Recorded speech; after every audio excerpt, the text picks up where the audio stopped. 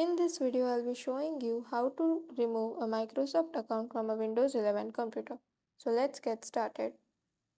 So first, we'll click on the Start menu and then we'll select Settings. Now on the left hand menu bar, we'll go to the Account section and then we'll click on Your Info.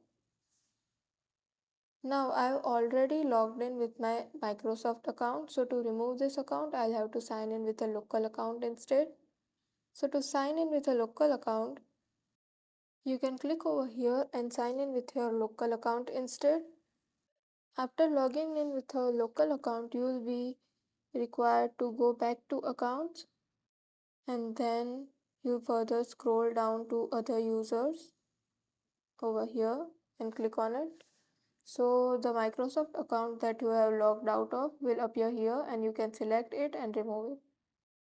A warning will appear saying that all data associated with this account will be deleted. Click delete account and data to confirm. And that's it. That's how you remove a Microsoft account from Windows 11.